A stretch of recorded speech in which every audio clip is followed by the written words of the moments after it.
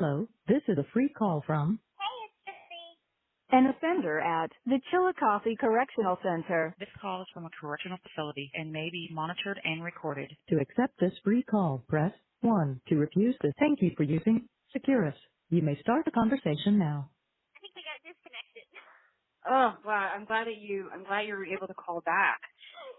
So you were saying that it was basically a really tough year because of it just was so much going on with interpersonal stuff, with engagement and things like that.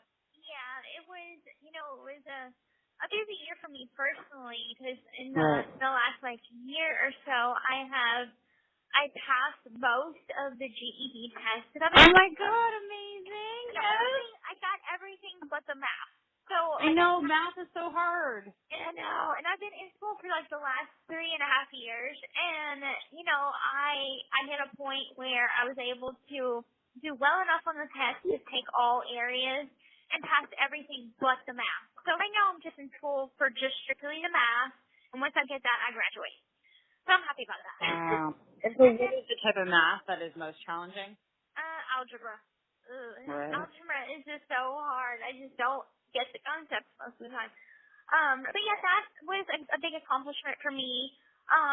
So like you said, I did get engaged last October, and we had been dating for a year and a half, almost 2 years.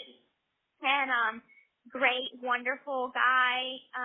He actually met Chrissy and Dad on a visit here with me. Yeah, I heard. Yeah. It went great. But then, I don't know if Christy kept you up to date with, what was going on with, Francesca. No, what happened? I felt very confused. She, tried to, I didn't really understand what was going on. Okay, well, it's kind of You don't, if you feel comfortable going into it, but yeah. No, I don't mind. About 2 years ago, Michelle Dean, she had kind of fell off from talking to us. And Right. so me and Mom and Dad wanted to go in a different direction.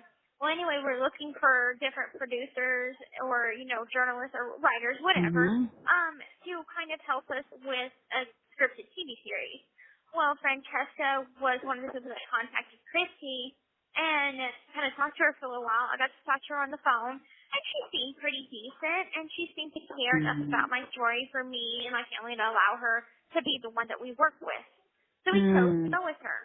Now, fast forward 2 years, and, things were pretty quiet. She came up with a script. She wrote the pilot, and it was well written. But then, it just stayed stagnant for a while. Well, because the act took all of the air out of it. You know? Exactly. It was the most successful Hulu show of all time. Right. The act came out, and it kind of took, the pizzazz out of the idea. And so what Francesca did was started to do publicity and kind of promotion for this show that is just an idea at this point. It's not in pre-production. What she did was she got people that were just regular people, with no entertainment background experience, and put them on a team without paying them, without any sort of legal backup behind it, and just said, okay, we're going to write a story, we're going to write a script, and we're going to put together a show. And I'm talking, these are just people, regular people with regular jobs, no idea what they're doing, And, This call is from a correctional facility and may be monitored and recorded. So what her and Christy began to do is different interviews, pumping the show up, saying this is what we're going to put out, and, basically giving people this false idea that this is an actual show in production. And it started turning more towards making things about my personal life. So at this point, me and Ken just got engaged. She felt like that would be perfect to plug the story of her show. So she goes to Vanity Fair or what? I think it was something else. It was another magazine or something that she went through and gave them interview after interview after interview about me and Ken, about my family and our personal life, and as a means to plug the show.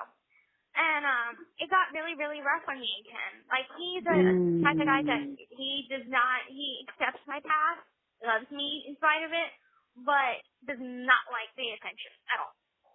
Like, it was, and this is someone that actually met me through our documentary.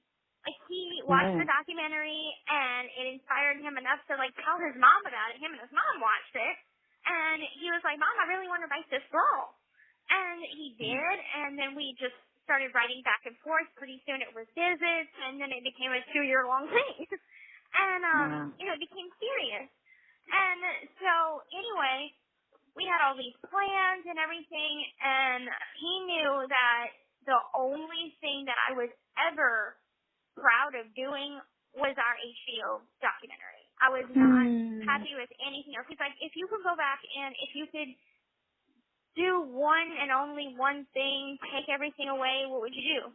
And I'm like, I would just do HBO doc, and that's it. I would have stopped at that because I felt like that was perfect. That was perfect in itself. No more needed to be explained after that, and I guess I just got swept up in it and decided to do interview after interview. But the thing is, Gypsy, it's not you getting swept. I mean, not to sort of interrupt, but like, you're in prison. You are trying to pass time. Like, it's just, like, it's hard to say no to these things. Like, I do interviews and things like that. Like, it's just you also trying to process the trauma you've gone through, and, like, you haven't been able to seriously vet the people that have done it because it's, like, some people are not honest or, as you would say, decent. But, like, you have to understand that, like, you're bored. You're just trying to do stuff, I know. And at that point, I was kind of still, like, you would be pretty much shocked at the person I am now. The person you met almost 4.5 years so ago. So different, I bet. That, I consider myself a little girl back then to where I am now. Like, right now, I'm teaching one of the classes that they have here. It's about taking accountability. And I have a voice now, and whenever Francesca started to take advantage of my family by trying to make it about her, and then I found out that she was talking shit on my family, talking about how she's going to take me out and find some kind of dirt on me to basically bash me down and make me this evil villain to everyone, find out some key information that there was never anything. I mean, everything's already out there about me. I have no privacy about my past. So there's nothing to find that is so damning that it would make people hate me, Right.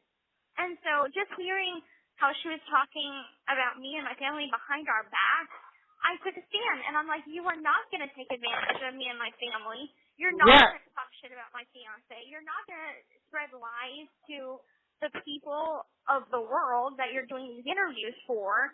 And she didn't like that. She's just like, well, this is your life now, and you just have to accept this. This is going to be your life. Another fucking abuser. And I'm like, that's not, I won't allow it.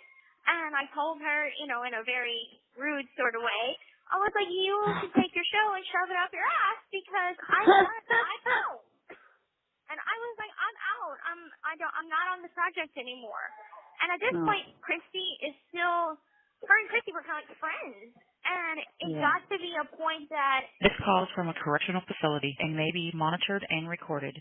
I put boundaries down. I was like, I told Christy, I'm like, it's either me or Francesca and her show. Because you can't have both. Because I'm not talking to this woman. I don't want anything to do with this woman.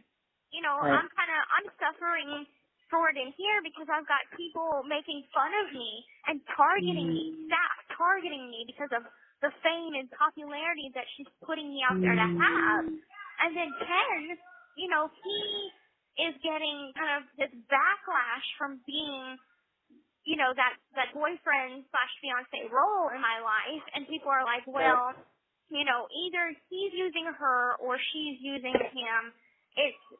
It's got to be something more sinister than what's really happening. It can't just be a happy love story, a happy ending for this little girl. No, couldn't do that. And so people just wanted to bash him down. So he was getting death threats on social media. He was getting targeted. Death threats? Yes, death threats. Oh my God. And then Francesca also was getting into Facebook social media groups and stuff and commenting on a lot of personal stuff between me and my family, and it attracted the attention of just a woman who has probably way too much time on her hands, and she runs a discussion group about my case on social media on Facebook. And what she does is she just likes to pry into people's lives. And so she had found Ken's mugshot because he got arrested for a failure to appear in court, and so he got arrested one time. Anyway, she found his mugshot, posted it on the internet for people to be like,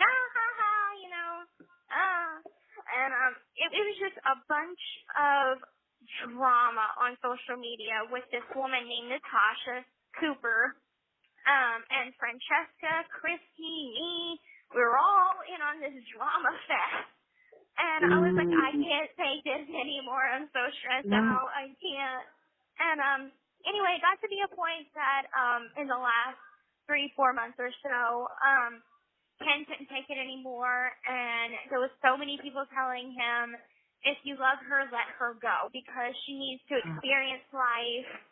She has only had 2 boyfriends, you and Nick, so she really doesn't know anything about relationships, so she really needs to experience that. And so he's like, I really love her, and I feel like if she needs to go live her life, then that's what I'm going to do. So he dumped me 2 months ago. And so that's where we're at with it. It's not that he did anything wrong. It's not that I did anything wrong. Like, we had a really, really good thing, and I was really happy. And he was always so good to me. Even through the breakup, he did or said nothing wrong. It was just, this is for the best. And for me, it was physically hard because I'm like, I put my whole heart and soul into this, introduce him to my family. And like, this is the one, and just to know the reasons behind it, it's just like, ugh. It would have been, I should have kept our private life private, and that's where my mistake was. And so I did tell him, like, I'm sorry. I wish I would have kept our private life to ourselves. That way you wouldn't have been exposed to media and the scrutiny of that. And maybe things might be different. But. Right. And then how are you feeling with the Christie of it and you guys getting into, discussing what happened? You have 1 minute left. Yeah, there's a 6-minute timer now. Yeah, but what will you be doing in an hour? Can I maybe call you back? I'm probably going to be at dinner, but okay. I can or tomorrow. I'm totally free tomorrow. Okay, I'll call you tomorrow, and we can talk some more. But I also want to say that I'm so grateful to hear from you, and I think about you all the time, and I would never publish any, it's just like, I just feel very indebted to you, and I care about you a lot, and I know we have not talked in a while, but just you're a really, really special person. Thank you, sweetie, and I feel the same thing about you. I mean, I owe so much to you because you really saved my name. You really put a positive light on my life by doing your film, and I will always. We want to get you out and be doing stuff and using all of those skills that you just learned, not figure it out. And thank you for using Dearest. Goodbye.